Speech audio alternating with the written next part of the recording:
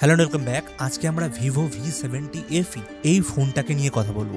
FE নামটা যখনই চলে আসে তখনই আমাদের মাথায় একটা ধারণা হয়ে যায় যে এটা কোনো প্রিমিয়াম ফোনের সস্তা কপি, কারণ বিভিন্ন কোম্পানি এই FE নামটা ইউজ করে কোনো ফ্ল্যাগশিপ ফোনের বাজেট ফোন তৈরি করার জন্য, যেমন স্যামসাং। ঠিক তেমনই ভিভো V70 FE মানে ভিভো লঞ্চ করে দিয়েছে V70 FE, এবং আজকে আমরা এই দেখবো এই ভিভোর ফোনটা ঠিক কেমন। বাট যেমনটা আমরা জানি যে ভিভো মানেই তাতে একটা দুর্দান্ত ক্যামেরা থাকবে, আর কিছু থাকুক বা না থাকুক, তো এইটা আমাদের বিশ্বাস। তো এটা তো আমরা পাচ্ছি, বাট এর সাথে আর কি কি সারপ্রাইজ রয়েছে যেগুলো দেখলে আমাদের হয়তো এতটাই ভালো লাগবে যে আজকেই এখনই ফ্লিপকার্ট বা অ্যামাজন অর্ডার দিয়ে দিই। চলুন বেশি দেরি না করে আমরা ভিভো V70 FE সম্পূর্ণ কুণ্ডলী মানে ডিটেলস খুঁজে বের করি এবং আলোচনা করি। ফোনটা দেখতে অনেকটা এইরকম, এতে একটা দুর্দান্ত ফিচার্স রয়েছে যেটার কারণে আপনার ফোন চুরি হতে পারে, কারণ অন্ধকারে হালকা আলো পড়লেই এই ফোনটা গ্লো করে। এই টেকটার নাম ডার্কনেস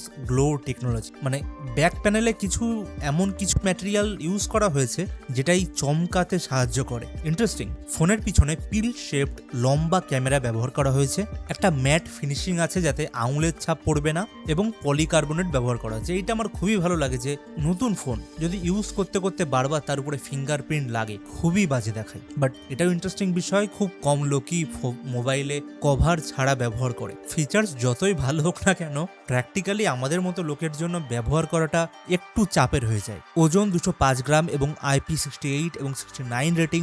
নর্দার্ন লাইট পার্পেল এবং মনসুন ব্লু এই দুটো ভ্যারিয়েন্টে ফোনটা আসছে এবং চমৎকার দেখতে লাগছে। ডিসপ্লের কথা যদি বলি তাহলে 6.8 ইঞ্চির একটা দুর্দান্ত ডিসপ্লে, ওলেড স্ক্রিন আসছে, 1.5 ultra clear, 120 hertz refresh rate, 1900 nits brightness. অবশ্যই ফটোগ্রাফির জন্য ফোনটা বানানো হয়েছে, তো ব্রাইটনেস সম্পর্কে এখানে কোনো অভিযোগ করার জায়গায় নেই। HDR সার্টিফাইড ডিসপ্লে রয়েছে, এবং যারা ফোনে ভিডিও এবং ফটো তুলতে পছন্দ করে সেখানে থিন বেজেলস মানে সাইডের যে বর্ডারগুলো ওগুলো ছোট বা সরু পাতলা না হলে হয় না, দেখতে বাজে লাগে, এবং এই দিকটাই বিশেষ ধ্যান রাখা হয়েছে এবং এটা দেখে পার্সোনালি আমার ভালো লেগেছে। এবার আসি সব থেকে ইন্টারেস্টিং ফিচার যার জন্য ভিভোর এই ফোনটা may B a good option, সেটা হলো ক্যামেরা। 200 মেগাপিক্সেলের ক্যামেরা এখানে ভিভো দিচ্ছে, প্লাস 8 এমপির সেকেন্ডারি সেন্সার। সামনে রয়েছে 50 মেগাপিক্সেলের ক্যামেরা এবং আই অটো ফোকাস, মানে তুমি যদি একটু ঘোরো ক্যামেরা তোমাকে ট্র্যাক করবে, বাট বেশি ঘুরলে অবশ্যই সেটা বাইরে চলে যাবে। সামনে এবং পিছনে 4K 30 FPS রেকর্ড করা যাবে, মানে যার জন্য ভিভোর নাম এত বেশি সেই জায়গাটায় ভিভো কিন্তু নিরাশ করছে না। সব থেকে ইন্টারেস্টিং, 30x জুম করা যাবে এবং এতে এআই রয়েছে, মানে জুম করলে আলটিমেট যে ফটোটা বেরোবে সেটা এনহ্যান্স হয়ে বেরোবে, ফাটবে না এবং বাজে দেখাবে না। অটোমেটিক এআই দিয়ে ফটোটা ক্লিয়ার এবং ইউজেবল ভাবে বেরোবে, এবং এটা আমরা ইউজ করতে পারবো। 30x জুম, সাথে এআই ইরেজার এবং এআই ফিচার্স এখানে রয়েছে ফটোর জন্য, এবং এগুলো আমার খুবই পার্সোনালি ভালো লেগেছে। তো ক্যামেরা নিয়ে কোনো অবজেকশন নেই, কিছু ডেমো আমি নিচে দিয়ে দেবো, ছবি তো দেখতে পারবে। এবার আসি পারফরমেন্স, মানে গেম বা ভিডিও এডিট করলে ক্যাপকাট VN ইউজ করলে, কারণ ফটো ভিডিও রেকর্ডিং সুন্দর, আমরা ফোনেই কিন্তু ভিডিও এডিটিং করব, তো এইটা করলে কি ফোন হ্যাম্পার হবে, গরম হবে, ব্যাটারি কি বেশি ড্রেন হবে, এই সমস্ত কিছু জানবো এই পারফরমেন্স সেগমেন্টে। মিডিয়াটেক ডায়মন্ডসিটি 7360 এখানে ব্যবহার করা হয়েছে, টার্বো এবং 4 ন্যানোমিটার চিপসেট। বেঞ্চমার্কের কথা বললে মানে কতটা এটা হ্যান্ডেল করতে পারবে, তো অ্যান্টুটু স্কোর 1 মিলিয়নের বেশি, মানে 10 লাখের থেকে একটু বেশি, সুতরাং মোটামুটি ভালোভাবে গেম খেলা যাবে। মানে যদি খুব ইন্টেন্স প্রেশার না দাও তো গেম চলবে। 60 FPS এর কাছাকাছি BGMI চলবে। 8/112 এবং 256 জিবির ভ্যারিয়েন্টে এটা পাবলিশ করা হয়েছে, সুতরাং যেটা স্টোরেজ দেখছো তো স্টোরেজেও কোনো কিন্তু প্রবলেম হবে না।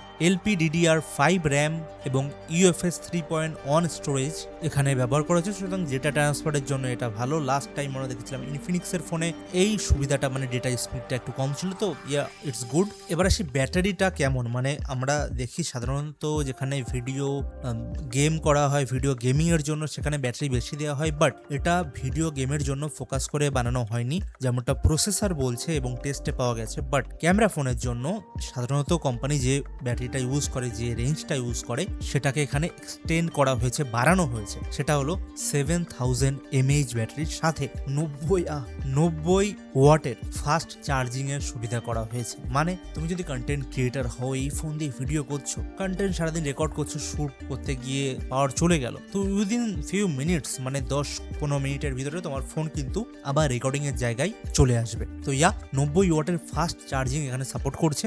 সফটওয়্যার অরিজিন OS 6, 4 বছরের আপডেট এবং 6 বছরের সিকিউরিটি আপডেট এখানে পাওয়া যাবে। 10টি 5G ব্যান্ড, আয়ার ব্লাস্টার ইত্যাদি রয়েছে, যেমনটা বর্তমানে সব ফোনই দিচ্ছে স্যামসাং এর ফোন ছাড়া এই বাজেটে, মানে একটু কম বাজেটের। ডুয়েল স্পিকার এখানে রয়েছে, তো মোটামুটি সাউন্ডের ব্যাপারটাও কিন্তু এখানে নিশ্চিত হয়ে গেল। ফাইনালি এর বাজেট হলো 35,000-এর কাছাকাছি, কার্ডস ইত্যাদি মিলিয়ে। এবং যদি তুমি এই ফোনটা কেনার কথা ভাবছো, তুমি জানো তোমার নিড কি এবং কোন জিনিসের জন্য এই ফোনটা বানানো হয়েছে, অবভিয়াসলি ক্যামেরা যদি তোমার প্রেফারেন্স হয়, ফার্স্ট অ্যান্ড ফরমোস্ট প্রেফারেন্স, তাহলে এই ফোনটা তোমাকে অনেকটাই সাহায্য করবে। কারণ এই রেঞ্জের ভিতরে স্যামসাং ছাড়া অন্য কোনো কোম্পানি হয়তো এই কোয়ালিটি প্রোভাইড করতে পারছে না। বাট যদি তুমি চাও স্যামসাং এর ক্যামেরার সাথে এই ফোনটার ক্যামেরার একটা ডিটেল কম্পারিজন, ছবির কোয়ালিটি, সেন্সার বা মেগাপিক্সেল ইত্যাদিতে আমরা যাবো না, আলটিমেট রেজাল্টে আমরা যাব, তার জন্য নিচে কমেন্ট করো, তাহলে কিন্তু আমরা এই স্যামসাং এর এবং ভিভোর V50 এর ভিতরে একটা ডিটেল কম্পারিজন ছবি এবং ভিডিওর নিয়ে চলে আসবো, যাতে করে তুমি বুঝতে পারবে যদি তোমার ক্যামেরা প্রেফারেন্স হয় তাহলে তোমাকে কোনটার জন্য যাওয়া উচিত। ভালো লাগলে লাইক করো, নতুন সাবস্ক্রাইব করো, কারণ এটা ছাড়া কখনোই এগোনো যায় না। ভালো থাকবেন, দেখা হবে নতুন ভিডিও।